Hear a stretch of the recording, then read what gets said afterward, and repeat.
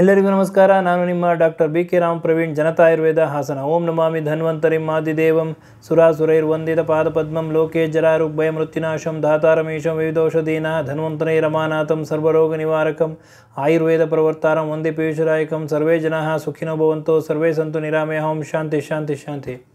ವೀಕ್ಷಕರೇ, ಇತ್ತೀಚಿನ ದಿನಗಳಲ್ಲಿ ಯಾವ ವಯೋಮಿತಿನೂ ಕೇಳ್ತಾ ಇಲ್ಲ, ಹೆಣ್ಣು ಗಂಡು ಅಂತ ಕೇಳ್ತಾ ಇಲ್ಲ.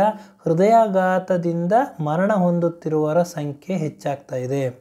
ಇದಕ್ಕೆ ಕಾರಣ ಅವರ ಆಹಾರ ವಿಹಾರ, ಒತ್ತಡದ ಜೀವನ ಶೈಲಿ, ನಿದ್ರಾಹೀನತೆ ಹಾಗೂ ಅವರ ಕೆಲವೊಂದು ದುರಭ್ಯಾಸಗಳು ಪ್ರಮುಖವಾದ ಕಾರಣ.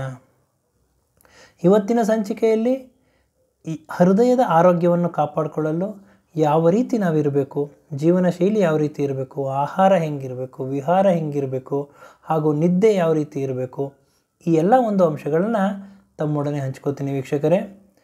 ಪ್ರಮುಖವಾಗಿ ಹೃದಯದ ಆರೋಗ್ಯವನ್ನು ನಾವು ಕಾಪಾಡ್ಕೋಬೇಕು ಅಂತಂದರೆ ನಾವು ಕೆಲವೊಂದನ್ನು ಪಾಲಿಸಬೇಕಾಗ್ತದೆ.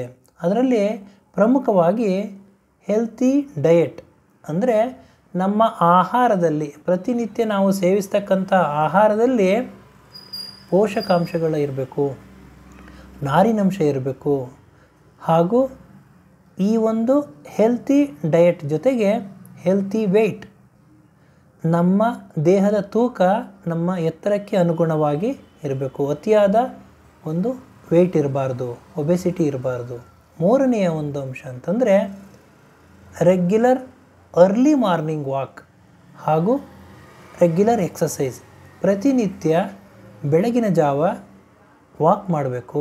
ಅದರ ಜೊತೆಗೆ ನಿಯಮಿತವಾಗಿ ಶಕ್ತಿ ಅನುಸಾರ ಎಕ್ಸಸೈಸ್ ಮಾಡಬೇಕು. ಹಾಗೂ ಸ್ಟ್ರೆಸ್ ಮ್ಯಾನೇಜ್ಮೆಂಟ್, ಒತ್ತಡನ ಯಾವುದೇ ಕಾರಣಕ್ಕೂ ತೆಗೆದುಕೊಳ್ಬಾರ್ದು. ಹಾಗೂ ಟೆನ್ಷನ್ ಮಾಡ್ಕೊಳ್ಳೋದು, ಯೋಚನೆ ಮಾಡೋದು, ರಾತ್ರಿಯಲ್ಲೇ ಎದ್ದಿರೋದು, ಈ ಎಲ್ಲ ಒಂದು ನಾವೇನು ಮಾಡ್ತೀವಿ ಇದನ್ನು ಮಾಡಬಾರ್ದು. ಅಂದರೆ ಒತ್ತಡ ರಹಿತ ಜೀವನ ನಡೆಸಬೇಕು. ಐದನೇ ಒಂದು ಅಂಶ ಅಂತಂದರೆ ದುರಭ್ಯಾಸಗಳು. ಕೆಲವೊಬ್ಬರಿಗೆ ಸಿಕ್ಕಾಬಟ್ಟೆ ಸ್ಮೋಕ್ ಮಾಡ್ತಾರೆ, ಆಲ್ಕೋಹಾಲ್ ಸೇವನೆ ಮಾಡ್ತಾರೆ ಹಾಗೂ ನಾನ್ ವೆಜ್ ಅಂತಂದರೆ ಜಿಡ್ಡಿನ ಅಂಶಗಳಿರ್ತಕ್ಕಂಥದ್ದು ಅತಿಯಾಗಿ ಸೇವನೆ ಮಾಡ್ತಾರೆ. ಕೊಲೆಸ್ಟ್ರಾಲ್ ಜಾಸ್ತಿ ಆಗುತ್ತೆ ಇದರಿಂದ. ಈ ಎಲ್ಲ ಒಂದು ಸಮಸ್ಯೆಯಿಂದ ಹೃದಯ ಹಾಳಾಗ್ತದೆ, ಹೃದಯಾಘಾತ ಆಗುವ ಸಂಭವಗಳು ಹೆಚ್ಚು. ಇದನ್ನು ನಾವು ತ್ಯಜಿಸಬೇಕಾಗ್ತದೆ. ಇದರ ಜೊತೆಗೆ ಸಾಲ್ಟ್ ರೆಸ್ಟ್ರಿಕ್ಟೆಡ್ ಡಯಟ್ ಅಂದರೆ ಆಹಾರದಲ್ಲಿ ಉಪ್ಪಿನ ಅಂಶ ಕಡಿಮೆ ಇರಬೇಕು. ಹಾಗೂ ಶುಗರ್ ರೆಸ್ಟ್ರಿಕ್ಟೆಡ್ ಡಯಟ್ ಅಂತಂದರೆ ಸಕ್ಕರೆ ಅಂಶನೂ ಕಡಿಮೆ ಇರಬೇಕು. ಹಾಗೂ ಫೈಬರಸ್ ಅಂಶ ಅಂದರೆ ನಾರಿನಂಶ ಜಾಸ್ತಿ ಇರಬೇಕು. ಈ ಥರ ಆಹಾರನ ನಾವು ಸೇವನೆ ಮಾಡಬೇಕಾಗ್ತದೆ. ಹಾಗೂ ಕಾಲಕ್ಕೆ ಬಿ ಪಿ ಅಂದರೆ ಬ್ಲಡ್ ಪ್ರೆಷರ್ನ ತಪಾಸಣೆ ಮಾಡಿಸ್ಕೋಬೇಕಾಗ್ತಿರ್ತದೆ. ಜೊತೆಗೆ ಶುಗರ್ ಟೆಸ್ಟ್ ಮಾಡಿಸ್ಬೇಕಾಗ್ತದೆ.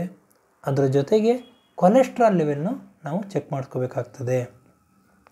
ಈ ಎಲ್ಲ ಒಂದು ನಾವು ಮಾಡೋದ್ರ ಜೊತೆಗೆ ನಿಯಮಿತವಾಗಿ ಪ್ರತಿನಿತ್ಯ 7ರಿಂದ 8 ಗಂಟೆ ನಾವು ನಿದ್ದೆ ಮಾಡೋದು ವೆರಿ ಮಚ್ ಇಂಪಾರ್ಟೆಂಟ್ ಇದೆ. ಆದ್ದರಿಂದ ಇವತ್ತಿನ ಈ ಒಂದು ಸಂಚಿಕೆಯಲ್ಲಿ ಆಹಾರ ಯಾವ ರೀತಿ ಇರಬೇಕು, ವಿಹಾರ ಯಾವ ರೀತಿ ಇರಬೇಕು, ಯಾವಾಗ ನಾವು ಪ್ರತಿ ಸತಿ ಡಾಕ್ಟರ್ ತಗೋಬೇಕಾದ್ರೆ ಏನೇನು ತಪಾಸಣೆ ಮಾಡಿಸ್ಬೇಕು ಅನ್ನೋದನ್ನು ತಿಳಿಸ್ಕೊಟ್ಟಿದ್ದೀನಿ. ಇದರ ಜೊತೆಗೆ ಪ್ರತಿನಿತ್ಯ ಹೆಚ್ಚಾಗಿ ನಮ್ಮ ಬಾಡಿ ಹೈಡ್ರೇಟ್ ಆಗಬೇಕು ಅಂತಂದರೆ ನೀರಿನ ಅಂಶ ಚೆನ್ನಾಗಿ ತಗೋಬೇಕು. ಅಂದರೆ 1 kgಗೆ 40 ml ಹಂಗೆ ನೀವು ಎಷ್ಟು ತೂಕ ಇದ್ದೀರಾ ಆ ತೂಕ ಇಂಟು 40 ml ಮಾಡಿದ್ರೆ ಎಷ್ಟು ಬರುತ್ತೋ ಅಷ್ಟು ಮಿನಿಮಮ್ ನೀವು ಪ್ರತಿನಿತ್ಯ ನೀವು ನೀರು ಕುಡಿಬೇಕಾಗ್ತದೆ. ಒಂದು 30 kg ಇತ್ತು ಅಂತಂದರೆ 1.5 ಲೀಟ್ರ್ ಮಿನಿಮಮ್ ನೀವು ನೀರು ಕುಡಿಲೇಬೇಕು. 1 ಲೀಟ್ರ್ 200 ml 1.5 ಲೀಟ್ರ್ ನೀವು ಕುಡಿಲೇಬೇಕು. ಅದೇ ರೀತಿ ನೀವು ಎಷ್ಟು ತೂಕ ಇದ್ದೀರಾ ತೂಕಕ್ಕೆ ಅನುಗುಣವಾಗಿ ನೀವು ನೀರನ್ನು ಪ್ರತಿದಿನ ಕುಡಿಬೇಕಾಗ್ತದೆ. ಹಾಗೂ ಇವತ್ತಿನ ಈ ಒಂದು ಸಂಚಿಕೆಯಲ್ಲಿ ಹೃದಯಾಘಾತಕ್ಕೆ ಕಾರಣವಾಗ್ತಕ್ಕಂತಹ ಪ್ರಮುಖ ಅಂಶಗಳು ಯಾವ್ಯಾವುದು, ಯಾವುದೇ ರೀತಿ ನಾವು ಜೀವನ ಮಾಡಬೇಕು, ಆಹಾರದಲ್ಲಿ ಯಾವ ರೀತಿ ಇರಬೇಕು, ವಿಹಾರದಲ್ಲಿ ಯಾವ ರೀತಿ ಇರಬೇಕು, ನಿದ್ದೆಯಲ್ಲಿ ಯಾವ ರೀತಿ ಇರಬೇಕು ಅನ್ನೋದನ್ನು ನಾನು ತಮಗೆ ವಿವರವಾಗಿ ತಿಳಿಸ್ಕೊಟ್ಟಿದ್ದೀನಿ. ಹಾಗೂ ನೀವು ವಾರಕ್ಕೊಮ್ಮೆನಾದರೂ ಅಥವಾ ಕಾಲಕ್ಕೆ ನೀವು ವೈದ್ಯರ ಹತ್ರ ಹೋಗಿ ತಪಾಸಣೆ ಮಾಡಿಸ್ಕೊಳ್ಳೋದು ತುಂಬಾ ಪ್ರಮುಖವಾದ ಒಂದು ಪಾತ್ರ ವಹಿಸ್ತದೆ. ಅದರಲ್ಲೂ ಶುಗರ್ ಕಂಟ್ರೋಲ್ ಇರಬೇಕು, ಬ್ಲಡ್ ಪ್ರೆಷರ್ ಕಂಟ್ರೋಲ್ ಇರಬೇಕು, ಕೊಲೆಸ್ಟ್ರಾಲ್ ಲೆವೆಲ್ ನಾರ್ಮಲ್ ಇರಬೇಕು. ಇದು ಪ್ರಮುಖವಾದ 3 ಪಿಲ್ಲರ್ಗಳು. ಇದು ನೀವು ಕಂಟ್ರೋಲಲ್ಲಿತ್ತು ಅಂತಂದರೆ ಹೃದಯಾಘಾತದ ಸಾಧ್ಯತೆಗಳು ತುಂಬಾ ಕಡಿಮೆ. ಆದ್ದರಿಂದ ಇವತ್ತಿನ ಈ ಒಂದು ಸಂಚಿಕೆಯಲ್ಲಿ ಹೃದಯಾಘಾತ ಆಗದಲ್ಲೇ ಇರೋಂಗೆ ತಡೆಯೋದಕ್ಕೆ ಯಾವ ಒಂದು ಜೀವನ ಶೈಲಿ ನಾವು ಮಾಡಬೇಕು ಅನ್ನೋದನ್ನು ತಮಗೆ ತಿಳಿಸ್ಕೊಟ್ಟಿದ್ದೀನಿ. ನನ್ನ ಈ ವಿಡಿಯೋ ತಮಗೆ ಇಷ್ಟವಾಗಿದ್ದಲ್ಲಿ ಲೈಕ್ ಮಾಡಿ, ಶೇರ್ ಮಾಡಿ ಹಾಗೂ ನನ್ನ ಎಲ್ಲ ಮುಂದಿನ ವಿಡಿಯೋಗಳಿಗಾಗಿ ಸಬ್ಸ್ಕ್ರೈಬ್ ಮಾಡಿ. ಧನ್ಯವಾದಗಳು.